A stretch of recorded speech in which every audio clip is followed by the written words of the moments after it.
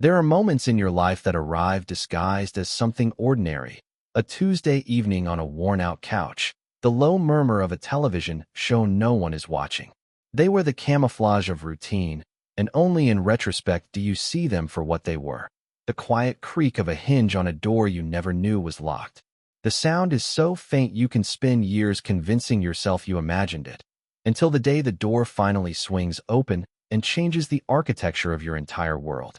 For me, that sound was a question, whispered into the space between us, a question that carried the weight of a confession he did not even know he was making. It was the moment the foundation of my carefully constructed life, a life built around the quiet, manageable ache of loving my best friend, began to show its first hairline crack. He had been leaning against me for the better part of an hour, a slow, gravitational collapse that had begun with his shoulder brushing mine and had ended with his head resting in the crook of my neck, his arm draped loosely across my stomach. This was Leo's way. He was a creature of casual, thoughtless physicality, a swimmer whose entire being was calibrated to the push and pull of water, and he treated the space around him with the same lack of inhibition. He moved through the world as if it were a medium that would yield to him, parting and closing around his form without complaint. I had long ago learned to be a fixed point in his fluid dynamics, a shoreline he would inevitably wash up against when he was tired or adrift. I had trained my body not to react, to become stone, to absorb the warmth of his presence without betraying the frantic, tidal pull he had on the deepest currents of my own heart. The air was thick with the scent of the fabric softener from his sweatshirt and the faint, clean smell of chlorine that always clung to his skin, a scent I had come to associate with a specific kind of hopeless yearning. The movie credits were rolling, casting a pale, shifting light across the room, illuminating the dust motes dancing in the silent air. I was holding my breath, a ridiculous, involuntary reflex, as if the slightest exhale might disturb the fragile ecosystem of the moment. I was cataloging the feeling of his breathing, the soft, even rhythm against my ribs, the weight of his head on my shoulder, committing it all to memory like a photograph I could develop later in the darkroom of my own solitude. It was in that profound stillness, a quiet so deep it felt like the space between heartbeats, that he stirred. He shifted, not away from me, but deeper into the contact, a small, unconscious nuzzle against my collarbone that sent a jolt of pure, unadulterated panic through my veins. "Julian," he murmured, his voice thick with sleep and something else, something I couldn't name. My own voice was a stranger to me when it finally emerged, a low, tight sound. "Yeah." He was quiet for a long moment, and I could feel the gears turning behind his closed eyes. I braced myself for the inevitable recoil, the sudden realization of our proximity that would have him springing up with a self-deprecating laugh, clapping me on the shoulder and shattering the intimacy into 1,000 platonic pieces. It was a scene that had played out in minor variations for years. But it didn't happen. Instead, he sighed, a long, slow release of air that seemed to carry with it a year's worth of exhaustion. "I feel safe with you," he said, the words barely audible, spoken into my shirt. My heart didn't just beat, it slammed against my ribs, a frantic prisoner against its cage. Safety. It was not a word I would have ever associated with the feeling of being near Leo. For me, it was a high wire, a tightrope walk over a canyon of unspoken things. It was the opposite of safety. It was constant, thrilling, terrifying risk. But for him, for Leo, who moved through life with the confidence of a star athlete, who was desired and admired and never seemed to want for company, to seek safety in me, it was a concept so foreign I couldn't immediately process it. And then came the aftershock, the question that was the true epicenter of the quake. He lifted his head just enough to look at me, his eyes hazy and unfocused in the dim light, his expression one of genuine, childlike confusion. "Is that weird?" The question hung in the air between us, shimmering and dangerous. It wasn't an accusation. It wasn't a joke. It was a real question. He was asking me, the curator of our friendship's unspoken rules, the quiet observer of his life, to interpret his own feelings for him. He was holding out this fragile, new emotion and asking me if it was normal, if it was allowed. And in that moment, I saw the crack in the foundation spread, a fine, spidery line reaching out in all directions. Answering no felt like a lie, a denial of the tectonic shift that was happening inside my own chest. Answering yes felt like a betrayal, like confirming a fear he was only just beginning to articulate, a fear that might send him running for good. So I did the only thing I could do. I remained perfectly still, a statue of feigned calm, and said nothing at all, letting the silence become its own complicated, terrifying answer. I had known Leo for 3 years, since the university's housing algorithm, in its infinite and inscrutable wisdom, had paired the introverted fine art photography major with the gregarious, top-ranked varsity swimmer. On paper, we were a mismatch of colossal proportions. Our first meeting was a study in contrasts. He had burst into the drab, cinder-block dorm room like a natural phenomenon, a whirlwind of duffel bags, damp towels, and kinetic energy, his laughter echoing off the bare walls.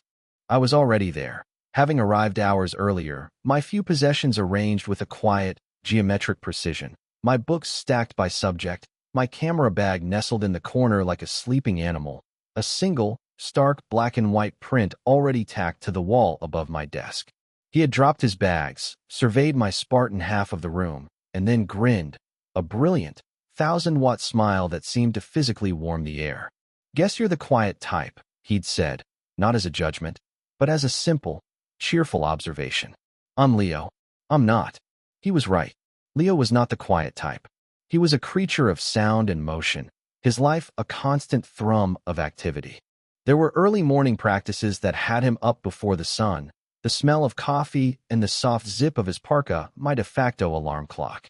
There were afternoon classes, weight training sessions, and long, boisterous dinners in the dining hall with his sprawling pack of teammates, a flock of equally loud and confident young men who all seemed to share a single, booming laugh. His side of the room was a testament to this life in motion, an ever-evolving landscape of swim meet schedules, discarded protein bar wrappers, and perpetually damp gear that carried the ubiquitous, clean scent of chlorine. He was the sun, and for the first few months, I was little more than a distant planet, caught in his orbit but maintaining a safe, atmospheric distance. I observed him, the way a photographer observes a subject, noting the subtle shifts in his moods, the way his energy would crest and fall like a wave. Our friendship didn't happen in a single moment. It was a slow, sedimentary process, built up in thin layers over time. It was built in the quiet hours after midnight when he'd come back from the library, exhausted from studying, and find me awake in the dark, editing photos on my laptop. He wouldn't say much, just collapse onto his bed with a groan, but he wouldn't immediately go to sleep. He'd ask me what I was working on, and I, in turn, would learn to ask him about his day. It was in these hushed, late-night conversations that I first glimpsed the person beneath the sun-drenched surface. I saw the immense pressure he was under, the weight of expectation from his coaches, his parents, his own relentless drive. He wasn't just a golden boy. He was a young man carrying a heavy load, and he was carrying it with a grace that felt both admirable and profoundly lonely. The moment I knew I was in trouble, the moment the quiet admiration tipped over into the treacherous territory of love, was unremarkable to anyone but me. It was a Tuesday in late October. He had a brutal midterm exam the next day and had been struggling with the material. He was sprawled on the floor, surrounded by a chaotic halo of textbooks and notes, his brow furrowed in concentration. He looked up at me, his expression one of pure, unadulterated frustration. "I don't get it," he'd said, running a hand through his already messy hair. "It's like my brain is full of water. Nothing's sticking." I wasn't an expert in his subject, but I had sat down on the floor with him, and for 2 hours, I just read his textbook aloud, my calm, steady voice a counterpoint to his rising panic. I helped him make flashcards. I quizzed him. He didn't need a tutor. He just needed an anchor. At some point, he had leaned his head against my knee, not in a flirtatious way, but with the simple, trusting exhaustion of a child. He'd closed his eyes, just for a second, and in the quiet of that room, with the scent of old paper and his shampoo filling my senses, I felt a profound and terrifying shift inside me. It wasn't just friendship. It was something deeper, something that wanted to protect him, to offer him a quiet harbor in the storm of his own life. It was love, in its most gentle and devastating form. And I knew, with a certainty that was as cold as it was clear, that I could never, ever tell him. To do so would have been to shatter the delicate ecosystem of our friendship. It would be like explaining the mechanics of a magic trick while it was happening. It would ruin everything. So I packed the feeling away. I built a room for it deep inside myself, a soundproofed, light-sealed chamber where it could live without disturbing the fragile peace. I became an expert in self-containment. I learned to parse his casual touches, a hand on my shoulder, an arm thrown around me in celebration after a big win, as the friendly, meaningless gestures they were. I became his confidant, his steadfast, platonic rock. It was a role I played so well, I sometimes even convinced myself. The biggest aid in this deception was Sarah. She had been a fixture in his life since before I even knew him, his high school sweetheart who had followed him to the same university. She was bright and kind and perfectly suited to him, another celestial body in his solar system. Their relationship was a fact, a constant, and it was the wall against which my own secret feelings were safely contained. I was Julian, Leo's best friend and roommate. He was Leo, Sarah's boyfriend. The lines were clear, the boundaries respected. It was a painful arrangement, but it was a stable one. I could live with the quiet ache, because the alternative, a life without Leo in it at all, was unthinkable. I was the keeper of his late-night anxieties and his pre-meet jitters, and she was the keeper of the rest of him. For 3 years, this was our stable, predictable orbit. And then, one rainy Thursday in March, the orbit decayed. The wall came down. The shift began not with a bang, but with the sound of a key turning in the lock with unusual slowness, followed by a silence that was more jarring than any noise. Leo never entered our apartment quietly. He was a person who announced his presence, his arrival usually accompanied by the thump of a backpack hitting the floor and a loud, "Jules, you home?" But that evening, there was only the soft click of the door closing and then nothing. I was in the kitchen, making tea, and the silence stretched on for so long that a prickle of genuine concern ran up my spine. I walked into the living room and found him standing just inside the doorway, dripping wet, his swim bag hanging limper than usual from his shoulder. He was staring at the floorboards, his entire body held in a posture of defeat I had never seen in him before. "Leo," I asked, my voice soft. "You okay? You're soaked." He looked up, and the change in him was staggering. The usual light in his eyes was gone, replaced by a dull, hollowed-out emptiness. It was like looking at a photograph that was slightly out of focus, the subject there, but indistinct, their essence blurred. He tried to manufacture a smile, but it was a weak, flimsy thing that didn't reach his eyes. "Sarah and I broke up," he said, his voice flat, devoid of its usual musicality. It wasn't a statement that invited questions or comfort. It was a simple, brutal declaration of fact, like reporting the weather. He walked past me without another word, his wet shoes squeaking on the hardwood floor, and disappeared into his bedroom, closing the door behind him. The click of his own latch felt like a final, definitive punctuation mark on a chapter of his life. And, though I didn't know it yet, on a chapter of mine, too. The breakup was the catalyst. It wasn't that he had been desperately in love with Sarah, not in the way you see in movies. Their relationship, from my observer's perch, had seemed more like a comfortable habit than a grand passion. They were an institution, a part of the architecture of each other's lives. Her absence didn't just leave an emotional void, it destabilized his entire routine. She was the person he called after a bad practice, the one he had dinner with on weekends when there wasn't a meet. She was a fixed point in his schedule. Without her, he was suddenly, terrifyingly adrift. He was a ship that had been cut from its moorings, floating on a vast, lonely ocean, and he had forgotten how to navigate on his own. His restlessness became a tangible presence in our small apartment. He couldn't seem to settle. I'd find him pacing the living room at 2 in the morning, the pale blue light of his phone illuminating his anxious face. He stopped eating regular meals, subsisting on protein bars, and whatever I happened to leave on the counter. His usually neat fur-jock bedroom descended into a state of chaos that mirrored his internal state, clothes and books forming a kind of topographical map of his distress. He was surrounded by people all day, his teammates, his classmates, but when he came home, he brought a profound and aching loneliness with him, a silence that was heavier than any sound. He was like a tuning fork that had been struck and was now vibrating with a low, constant frequency of anxiety, and the hum of it filled every corner of our shared space. It was during this time that he began to seek out my presence, not for conversation, but for proximity. It was as if my quiet, stable energy was the only thing that could absorb his frantic vibrations. He started leaving the door to his bedroom open when he slept, a small but significant change in the geography of our apartment. Then he started migrating. The first time it happened, I found him asleep on the couch, still in his clothes from the day, the television whispering to an empty room. I gently draped a blanket over him and went to bed, my heart doing a slow, painful somersault. It felt like an act of immense intimacy, this small, domestic gesture of care. I told myself it was what any friend would do. But I knew, in the honest dark of my own room, that it felt like more. I was tending to him, and the act of tending was a dangerous, addictive thing. It was watering a plant I knew I couldn't keep. The couch became his default bed. He'd make a half-hearted excuse about falling asleep during a movie, or just being too tired to make it the extra 20 feet to his own room. I never questioned it. I simply accepted this new arrangement, this new blurring of the lines. Our evenings fell into a new rhythm. We would eat dinner together, often in comfortable silence, and then migrate to the living room. I would edit my photos, the soft clicking of my keyboard a steady presence, while he would pretend to study or watch TV.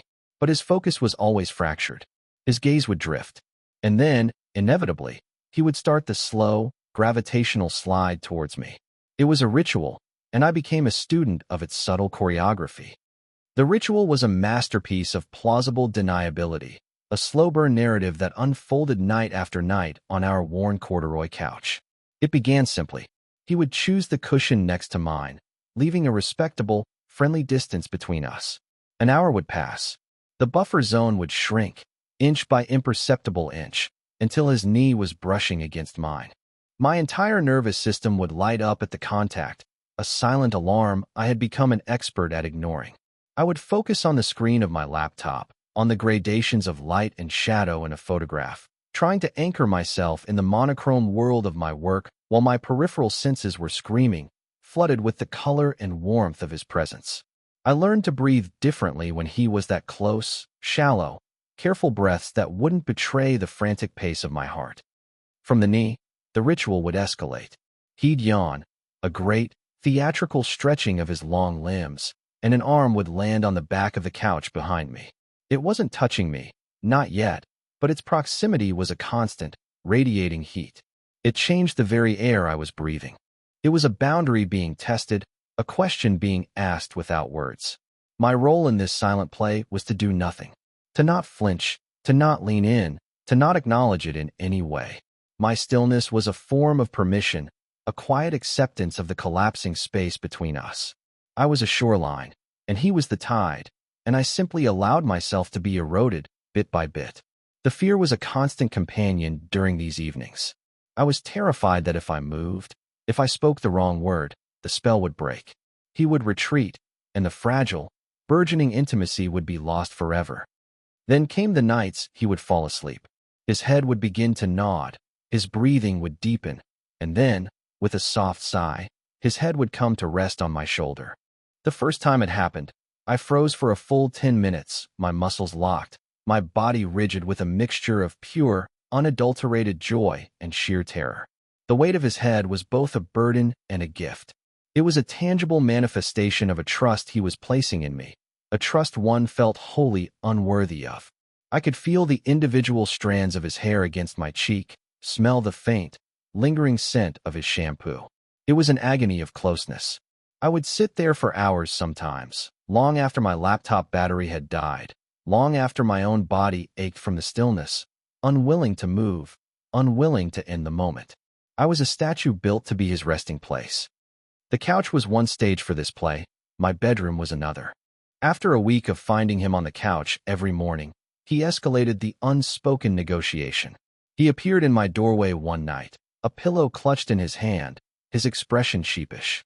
"Hey," he'd said, his voice low. "This is going to sound weird, but my room is freezing. I think the vent is broken or something. Do you mind if I just crash on your floor?" My room was no warmer than his. We both knew that. It was a pretext, a flimsy piece of stage dressing for the real drama. but I was a willing actor in his production. "Sure," I'd said, my voice betraying none of the chaos erupting inside me. "No problem," he had smiled. A brief, grateful flash of his old self. "Thanks, Jules. You're the best." He had laid his pillow and a blanket on the small patch of rug beside my bed and was asleep within minutes. I lay awake for hours, acutely aware of his presence just a few feet away, listening to the soft rhythm of his breathing. The air in my room, my sanctuary, was now shared. The boundary of my personal space, once so clearly defined by a closed door, had been breached. The door was now left ajar, a silent invitation, a symbol of a new, ambiguous permeability between our separate lives.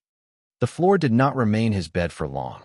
A few nights later, after a particularly grueling swim meet that had left him drained and sullen, he went through the motions of setting up his makeshift bed on my floor. I was already in bed, pretending to read, my heart hammering against my ribs in anticipation of a script I hadn't yet read. He lay down with a heavy sigh, and the room fell silent. 5 minutes passed. 10. I knew he wasn't asleep. I could feel his wakefulness like a static charge in the air. "Julian," he finally whispered into the darkness. "Yeah, I'm really cold." It was such a simple, childish complaint, yet it felt loaded with a significance that made it hard to breathe. I knew what was coming. I had been dreading it and hoping for it in equal measure for weeks. I turned on my side to face him, a dark shape in the deeper shadows on the floor. "My bed's big enough," I said, and the words felt like I was leaping from a cliff. It was the first time I had actively participated in the escalation, the first time I had offered instead of simply permitted. There was another long pause. Then, the sound of rustling fabric as he stood up. He didn't say thank you.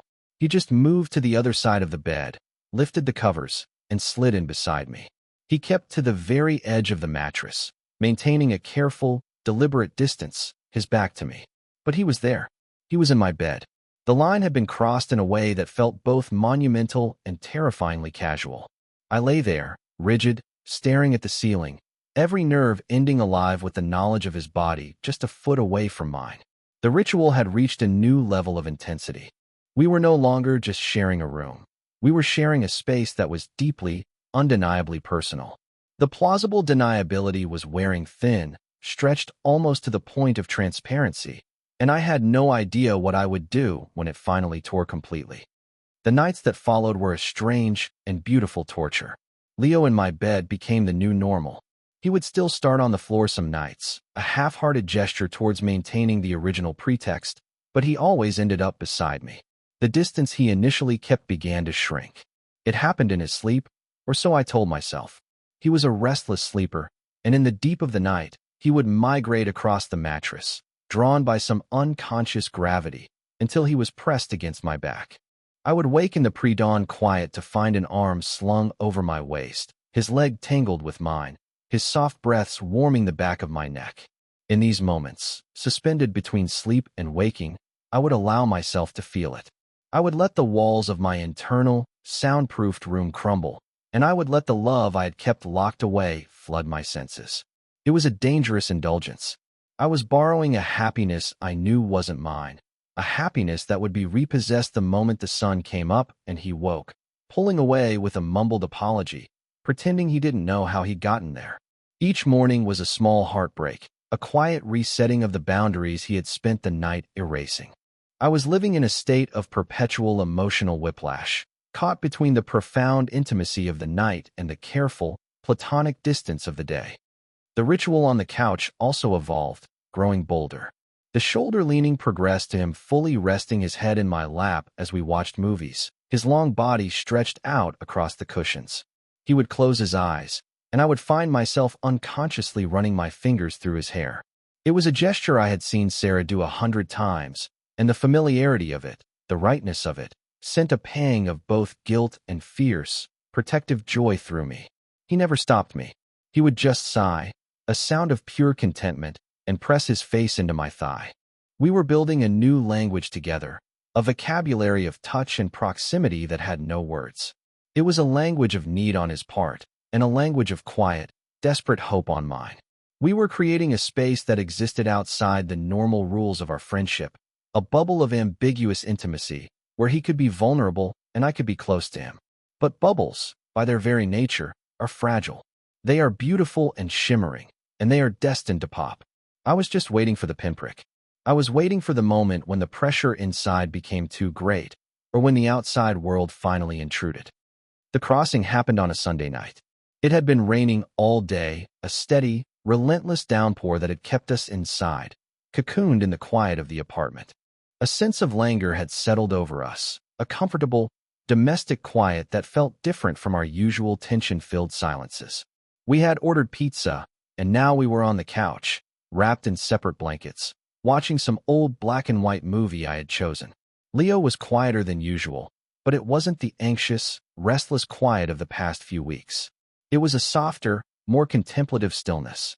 He was leaning against me, his head on my shoulder, our blankets overlapping.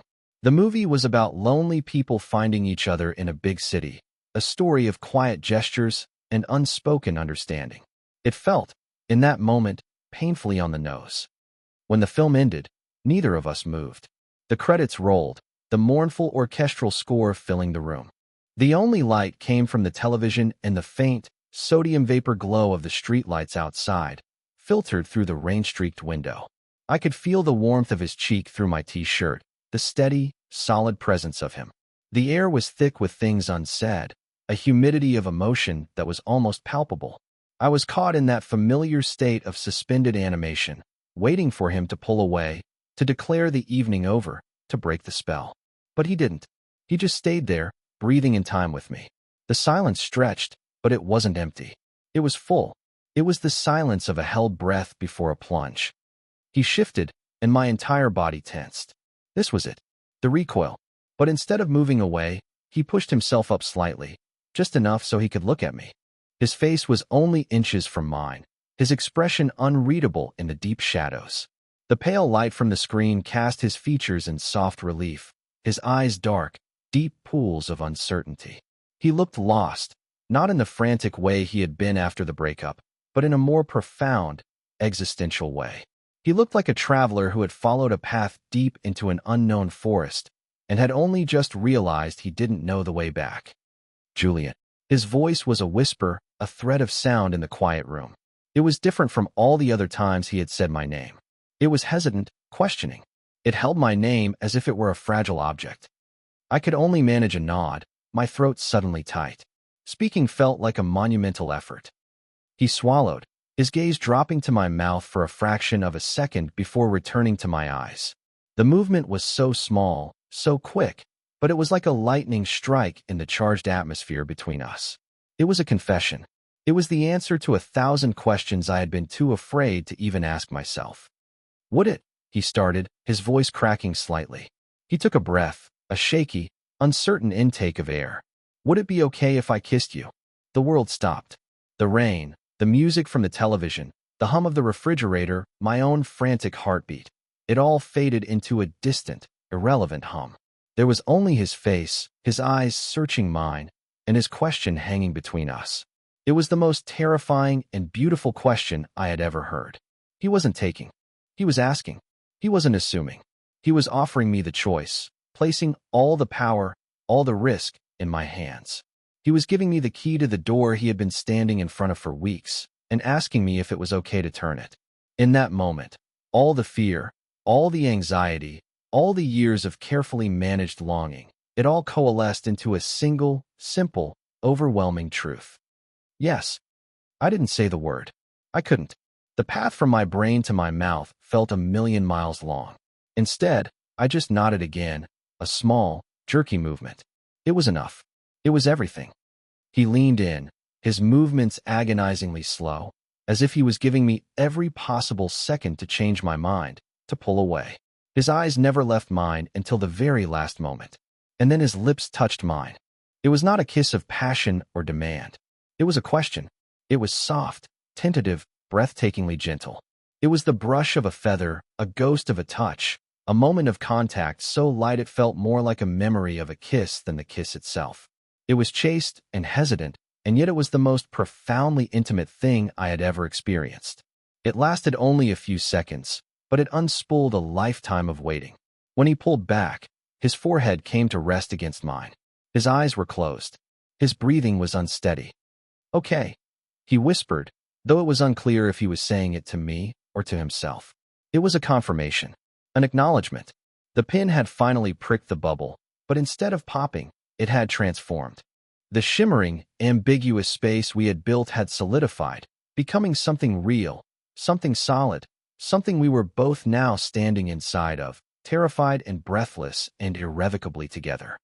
The aftermath of a storm is often quieter than the storm itself. The morning after the kiss was silent, but it was a new kind of silence. It was not the comfortable, domestic quiet of the night before, nor the tense, charged silence of the weeks leading up to it. This was a hollow, echoing silence, the kind that fills a space that was once occupied. I woke up alone. The other side of my bed was cold, the sheets smooth and undisturbed. For a wild, panicked moment, I thought I had dreamed it all.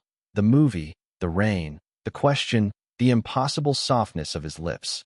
But then I saw it. The blanket he had been using on the couch, folded neatly and placed at the foot of my bed. It was a deliberate act, a piece of evidence. It had happened, and he was gone. He didn't just leave my room. He had vanished from the apartment entirely. A note was on the kitchen counter, scrawled in his familiar, looping handwriting. Early practice. See you later. But the words felt like a deflection, a pre-written excuse. The air in the apartment felt thin, stripped of his presence. The space he had so thoroughly occupied for weeks, both physically and emotionally, was now a vacuum. The door to his bedroom, which had been a revolving door of unspoken need, was shut tight. It was a stark, wooden declaration of a boundary being re-erected, a wall going back up. And I was on the wrong side of it. The hurt was a physical thing, a dull, heavy ache in the center of my chest. It was the familiar pain of my old loneliness, but it was sharper now, laced with the bitter poison of a hope that had been allowed to blossom and was now wilting on the vine. I had let myself believe, just for a few hours, that the ritual was more than just a coping mechanism for him, that the safety he felt was a signpost pointing towards the same destination I had been yearning for. The kiss had felt like an arrival, but his disappearance felt like a brutal, swift departure. I replayed the moment over and over in my mind, analyzing it with the meticulous, obsessive detail of a photographer examining a negative for flaws. Had I misread it? Had I leaned in too quickly? Was my nod too eager? Had he seen the years of longing in my eyes and been spooked by the sheer weight of it? I felt like I had been a subject in one of his experiments, a test of a hypothesis he wasn't prepared to prove. He had asked if it was weird to feel safe with me, and perhaps the kiss was his way of finding out just how weird it could get. And the answer, apparently, was too weird. The days that followed were a masterclass in avoidance. Leo became a ghost in his own home. His early practices became late practices he had to study at the library, or grab dinner with the team. His excuses were plausible, but the pattern was undeniable. He was actively avoiding being alone with me. When our paths did cross, in the hallway or the kitchen, the encounters were brief and excruciatingly awkward. He would offer a tight, forced smile, ask a generic question about my day without waiting for the answer, and then quickly retreat to the safety of his room. The easy, physical intimacy we had shared was gone, replaced by a rigid, 6-foot chasm of unspoken tension. The couch felt enormous. The silence in the apartment was no longer a shared space. It was a weapon he was using to keep me at bay. The boy who had sought me out for comfort was now treating me like a source of contamination. After 3 days of this Cold War, the ache in my chest had curdled into a quiet, simmering anger. It wasn't just the rejection that hurt. It was the cowardice. It was the silence. I had spent years honoring the unspoken rules of our friendship, carefully navigating the minefield of my own feelings to protect him, to protect us. I had offered him a safe harbor, and he had taken shelter in it. And now he was treating that harbor like it was haunted. I deserved more than a ghost. I deserved more than a hastily scribbled note and a closed door. I had been a willing participant in his confusion, but I refused to be a casualty of his fear. The quiet observer had to become a participant. The silence had to be broken, even if it meant shattering everything. That night, I waited for him. I sat on the couch, the same couch where he had kissed me, and I waited. The apartment was dark, save for a single lamp I had left on, a small pool of light in the oppressive gloom. I heard his key in the lock just after 11. The door opened and closed with that same, new quietness. I heard him take a breath, preparing himself for the sprint to his room. Leo, my voice cut through the silence, stopping him in his tracks. He was a silhouette in the dim hallway, his posture rigid. Hey, Jules, he said, his voice strained. Didn't see you there. I'm beat. I was just gonna. We need to talk, I said, my tone leaving no room for argument. It wasn't a request. He sighed, a sound of pure resignation, the sound of a man who knew he had been cornered. He walked slowly into the living room, but remained standing, keeping his distance, his arms crossed over his chest in a defensive posture. He wouldn't look at me, his gaze fixed on a point somewhere over my shoulder. Look, I'm sorry I've been busy, he started, the lies sounding weak even to his own ears. Don't, I said, my voice sharper than I intended. Don't do that. Don't manage me. Just talk to me. I took a breath, trying to gentle my tone, trying to find the quiet observer again. Was it a mistake? Sunday night. If it was a mistake, just tell me. I'm a big boy. I can handle it. What I can't handle is this. This silence. This disappearing act. It's not fair. The word mistake hung in the air between us. I saw him flinch, a barely perceptible tightening of his jaw. He finally looked at me, and in his eyes, I didn't see disgust or regret. I saw panic. Pure, undiluted panic. He looked like a cornered animal. I don't know, he whispered, and the words were so raw, so full of anguish, that my anger began to dissipate, replaced by a wave of weary empathy. I don't know what it was. He finally collapsed onto the armchair opposite the couch, sinking into it as if his bones could no longer support him. He buried his face in his hands, his shoulders shaking slightly. I don't know what's wrong with me, Jules, he mumbled into his palms. Everything is confusing. I waited, giving him the space to find his words. The silence was different now. It was the quiet of a confession chamber, waiting for the truth. After Sarah, everything just felt loud, he said, his voice muffled. My own head was so loud. All the time. And being here, with you, it was the only time it was quiet. It was the only time I didn't feel like I was vibrating apart. He looked up at me, his eyes red-rimmed and desperate. You said it. A safe harbor. That's what it felt like. And it was so good. It was the only thing that felt good. He took a shaky breath. And then, I needed more of it. I needed to be closer. I didn't even know why. I just followed the feeling. And that night, on the couch, it all just sort of clicked into place. Looking at you, it wasn't just about feeling safe anymore. It was something else. It was, I wanted. He trailed off, unable to say the word. So I asked, and you said yes. And I kissed you. He stood up and started pacing, the restless energy returning. And for a second, it was the most right thing I have ever done in my entire life. It was quiet again. It was perfect. And then I woke up the next morning, and all I could feel was terror. Pure terror. He stopped and looked at me, his expression pleading, as if he needed me to understand the illogical landscape of his fear. This isn't me, Julian. I date girls. I'm a swimmer. My dad, my team, this is not my story. And I felt this thing for you, for my best friend, for a guy. And it felt more real than anything I ever felt with Sarah. And that terrified me. It terrified me so much I couldn't even breathe. So I ran.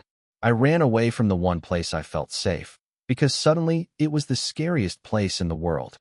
He finally stopped pacing and stood in the middle of the room, looking utterly lost, a man stranded between the person he thought he was and the person he was discovering himself to be. He had finally confessed, not just to me, but to himself. The truth was out, raw and bleeding and terrified, in the quiet of our living room. And now it was my turn to respond to the wreckage. Hearing his confession, the chaotic, terrified tangle of his feelings laid bare, I felt the last vestiges of my anger and hurt dissolve. What replaced it was a vast, aching empathy. He wasn't a coward who had used me. He was a man in crisis, grappling with a truth about himself that threatened to upend his entire identity. The fear he described was so palpable, so raw, it was impossible to hold it against him. He hadn't run from me. He had run from himself. He had run from a feeling so powerful and unexpected it had threatened the very foundations of the life he had built. I looked at him, standing there in the middle of our living room, looking younger and more vulnerable than I had ever seen him, and the love I had for him, The protective, sheltering love I had tried so hard to contain swelled within me. He wasn't a monster. He was just lost. And I was his harbor. A harbor isn't meant to be a temporary stop. It's meant to be a home. I stood up slowly and walked towards him, stopping a few feet away. I didn't reach for him. I knew that any physical touch right now would be too much, another thing for his panicked mind to analyze. I just needed him to see me, to hear me. "Leo," I said, my voice calm and steady. The voice I used in the darkroom when I was developing a fragile print. The voice that said, "Be careful. Be patient. This is delicate." He finally met my eyes, his own filled with a mixture of fear and shame. "You don't have to have it all figured out," I said softly. "You don't have to have a label for it. You don't have to rewrite your entire life story tonight. All that noise in your head, that's what it is. It's just noise. It's your dad, your team. It's who you thought you were supposed to be. But it's not what's real." I took a small step closer. "What's real is what you said. The quiet. The safety. What was real was that moment on the couch. You don't have to be terrified of it. You don't have to understand it all at once. We can just be. We can be quiet together. We don't have to name it. We can just let it be whatever it is." Tears welled in his eyes and spilled over, tracing paths down his cheeks. It wasn't a sob, just a silent, weary weeping. It was the release of a pressure that had been building for weeks. He didn't try to hide it. He just stood there and let me see it. It was, in its own way, an act of trust even more profound than the kiss. He was letting me see him at his most broken. "I'm sorry, Jules," he whispered, his voice thick. "I'm so sorry I hurt you. I was just so scared." "I know," I said. And I did. I finally, truly did. I was scared too. That night, we didn't touch. We just talked. We sat on the couch, a careful distance between us, and for the first time, we talked without pretext or subtext. He told me about the pressure of his sport, the quiet loneliness of being the golden boy. I told him about my photography, about my love for quiet moments and hidden things, a confession that was its own kind of coming out. We didn't talk about the kiss again.